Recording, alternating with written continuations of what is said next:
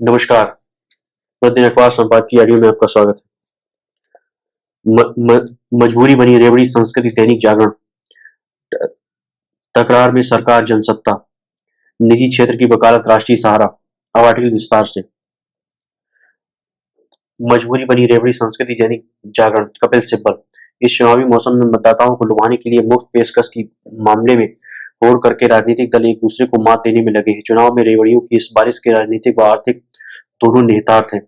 साथ ही यह उन राजनीतिक दलों के दोहरे रवैये को भी जाहिर करता है जो मुफ्त के पेशकश के मामले में दूसरे दलों को तो आईना दिखाते हैं, लेकिन चुनाव जीतने के बाद के लिए खुद उनका सहारा लेने से कोई संकोच नहीं करते। यह दोहरा रवैया भाजपा के डीएनए में है।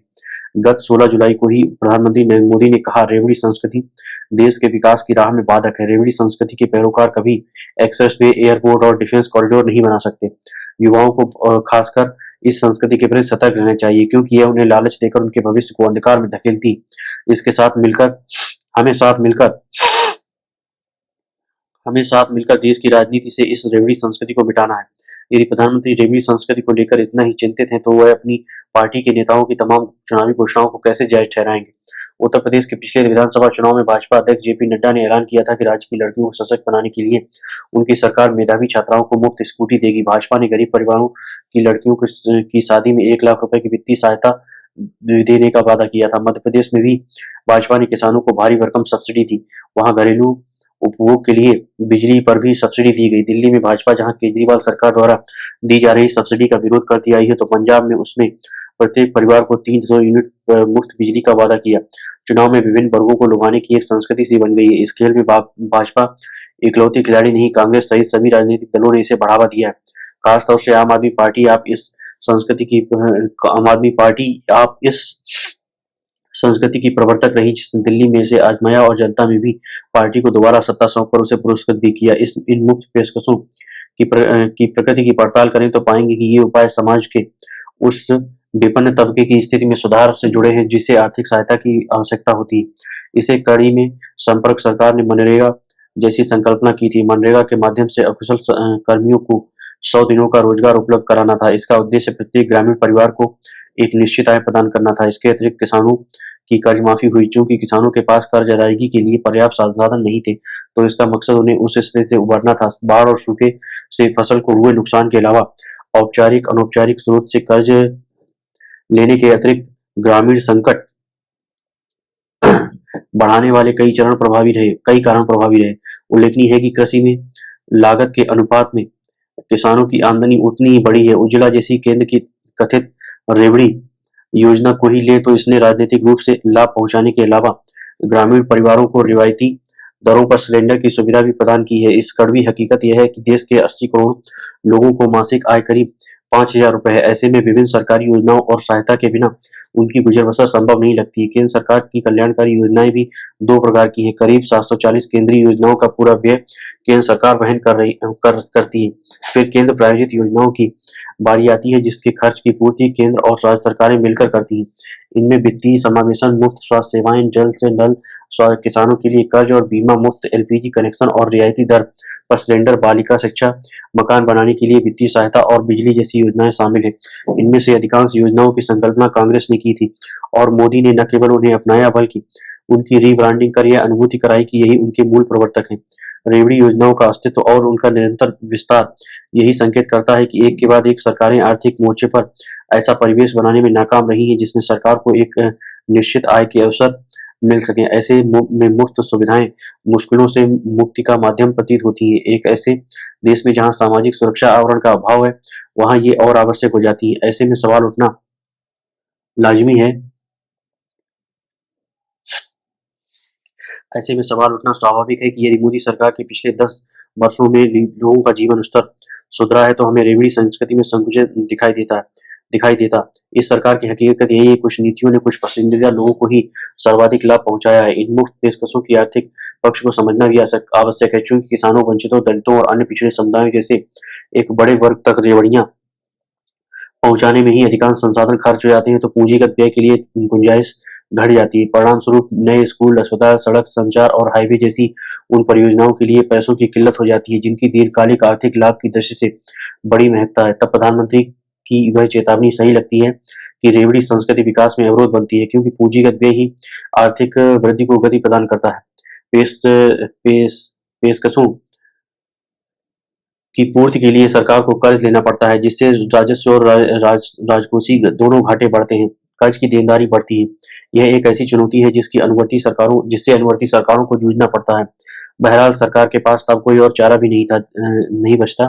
जब ये आज़ादी के 75 साल बाद तक सामान्य जन को तमाम बुनियादी सुविधाएं उपलब्ध कराने में भी नाकाम रही। रेवड़ी पर प्रधानमंत्री की चिंता को लेकर हम उनके आभारी हैं, लेकिन साथ ही उनसे यह भी अनुरोध करते हैं कि वह यह स्वीकार करें, गरीबी और अभावग्रस्तता जैसी समस्याएं के समाधान में उनकी सरकार नाकाम रही। हमें ऐसी सरकार चाहिए जो संस्थागत स्थिरता प्रदान करे, टकराव बढ़ाने के बजाय आर्थिक वृद्धि को गति दे।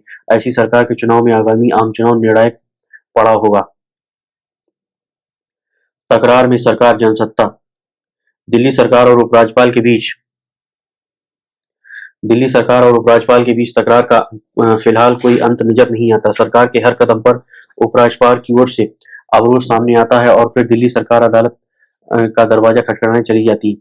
मुख्य सचिव की नियुक्ति को लेकर एक बार फिर दोनों के बीच का टकराव अदालत तक पहुंचा है। सर्वोच्च न्यायालय ने इसका समाधान सुझाते हुए केंद्र सरकार और उपराज्यपाल से कहा है कि ये पांचों अधिकारियों के नाम दिल्ली सरकार को सुझाएं, ताकि वह उनमें से किसी एक को मुख्य सचिव के रूप में चुन सके। इस तरह बुधवार तक नए मुख्य सचिव के नाम की घोषणा हो सकती है। इस मामले की सुनवाई करते हुए एक बार फिर सर्वोच्च न्यायालय की पीठ ने पूछा कि उपराज्यपाल और मुख्यमंत्री राजनीतिक कलह से ऊपर ने उठकर आमने सामने बैठकर ऐसी समस्याओं का समाधान क्यों नहीं निकाल सकते। आप लोग हमें कोई ऐसा तरीका सुझाएं जिससे सरकार चलाई जा सकती। दरअसल सर्वोच्च न्यायालय भी अब दिल्ली सरकार और उपराज्यपाल के बीच के रोज रोज के झड़के से तंग आ चुका है, मगर मुश्किल यह है कि केंद्र सरकार ने उपराज्यपाल के जरिए दिल्ली सरकार पर हर तरह से नकेल करने का कानूनी इंतजाम कर रखा है। वर्तमान मुख्य सचिव का कार्यकाल इस महीने खत्म हो रहा है। उनकी जगह नए सचिव की नियुक्ति होनी है। दिल्ली सरकार ने वर्तमान मुख्य सचिव पर भ्रष्टाचार के गंभीर आरोप लगाए हैं और उनसे संबंधित रिपोर्ट भी उपराज्यपाल के पास भेजी। हालांकि उपराज्यपाल ने रिपोर्ट को राजनीतिक दुराग्रह से तैयार की हुई बताते हुए उस पर कोई कार्रवाई करने से इनकार कर दिया। दिल्ली सरकार को लग रहा था कि केंद्र सरकार कहीं वर्तमान मुख्य सचिव का कार्यकाल न बढ़ा दे, इसलिए उसने अदालत में गुहार लगाई है कि चूंकि नए दिल्ली सेवा कानून को सर्वोच्च न्यायालय में चुनौती दी गई है, इसलिए बिना दिल्ली सरकार के सुझाव लिए मुख्य सचिव के कार्यकाल में विस्तार या फिर नए मुख्य सचिव की नियुक्ति नहीं की जा सकती है। नए कानून के मुताबिक मुख्य सचिव की नियुक्ति का अधिकार उपराज्यपाल को है। हालांकि जब यह नियम नहीं था, तब भी मुख्य सचिव की नियुक्ति में उपराज्यपाल की ही मर्जी चलती थी। इससे पहले दिल्ली विद्युत विनियामक आयोग के प्रमुख की नियुक्ति के मामले में भी सर्वोच्च न्यायालय को जुलाई में दखल देना पड़ा था। तब भी अदालत ने यही कहा था कि ऐसे मामलों को उपराज्यपाल और मुख्यमंत्री को मिल बैठकर क्यों नहीं सुलझाना चाहिए। जब से दिल्ली में आम आदमी पार्टी की सरकार बनी है, तभी से उपराज्यपाल और सरकार के बीच तकरार की स्थिति बनी रहती है। इसके पहले भी जो उपराज्यपाल आए, उनके साथ दिल्ली सरकार का तालमेल ठीक नहीं रहा। इसे लेकर दिल्ली सरकार ने अदालती लड़ाई भी लड़ी। आखिरकार सर्वोच्च न्यायालय ने फैसला दिया कि चुनी हुई सरकार को इन नीतियों से संबंधित फैसले लेने का अधिकार है। उपराज्यपाल को उसमें दखल देने का कोई अधिकार नहीं है। तब केंद्र सरकार ने अध्यादेश जारी कर सरकार की सारी शक्तियों को उपराज्यपाल में केंद्रित कर दिया, फिर उसे कानूनी जामा भी पहना दिया। अब हालांकि इसे संविधान की मूल भावना के विरुद्ध उठाया गया कदम बताते हुए चुनौती दी गई, मगर इसके बाद से दोनों के बीच तकरार कुछ अधिक तीखा हो गया। इसका असर दिल्ली सरकार की सेवाओं और आखिरकार जन सामान्य पर पड़ रहा है। निजी क्षेत्र की वकालत राष्ट्रीय सहारा। आंतरिक क्षेत्र के विकास में अवरोध बने नियंत्रणों को हटाने की जरूरत पर बल देते हुए भारतीय अंतरिक्ष अनुसंधान संगठन इसरो अध्यक्ष एस सोमनाथ ने कहा कि नियंत्रण जो अनावश्यक हैं हटाए जाने से देश अंतरिक्ष क्षेत्र में संभावनाओं का अच्छे से दोहन कर सकेगा। इसरो अध्यक्ष ने भारत में प्रथम रॉकेट प्रक्षेपण की 60वीं वर्षगांठ के अवसर पर शनिवार को तिरुवनंतपुरम में आयोजित समारोह के दौरान अंतरिक्ष क्षेत्र के विकास में निजी क्षेत्र की भूमिका को रेखांकित किया। उन्होंने ध्यान दिलाया कि इसरो में निजी क्षेत्र की भूमिका तलाशे जाने के बाद से इस क्षेत्र में खासी उपलब्धि हासिल हुई और तमाम संभावनाएं दिखलाई पड़ रही हैं। भारत की उपग्रह विनिर्माण क्षमताओं में खासा इजाफा हुआ है। अभी 5 भारतीय कंपनियां उपग्रह विनिर्माण में सक्षम हैं और उनमें से 3 ने अपने उपग्रहों का विनिर्माण और विदेशों में सफल प्रक्षेपण किया है। यदि भारत में बेवजह के नियंत्रण हटा दिए जाए तो आने वाले समय में भारतीय कंपनियों को विदेश से अपने उपग्रह प्रक्षेपित करने की जरूरत नहीं रह जाएगी। इसरो को लार्वाजन के मौके भी मिलेंगे और निजी क्षेत्र से ज़्यादा पूँजी और सहयोगी अनुबंधी सहयोग बढ़ सकेगा। अंतरिक्ष क्षेत्र निजी क्षेत्र की आमद से इस क्षेत्र का उल्लेखनीय विकास हो सकेगा। गौरतलब है कि हाल के उपग्रहों, प्रक्षेपण यान और संबद्ध प्रौद्योगिकियों का विकास और उत्पादन इसरो करता था, लेकिन जब से निजी क्षेत्र पर इस लिहाज से ध्यान दिया गया है, तब से भारत की उपग्रह विनिर्माण क्षमता में उल्लेखनीय वृद्धि हुई है। निजी क्षेत्र को प्रोत्साहन का ही नतीजा है कि आज भारत के अंतरिक्ष क्षेत्र में 130 से ज़्यादा स्टार्टअप कार्यरत हैं और इनमें से कुछ तो ऐसे जिनमें 400 से 500 से ज़्यादा पेशेवरों को काम मिला है। इन स्टार्टअप का कारोबार 500 करोड़ से 1000 करोड़ रुपए तक है।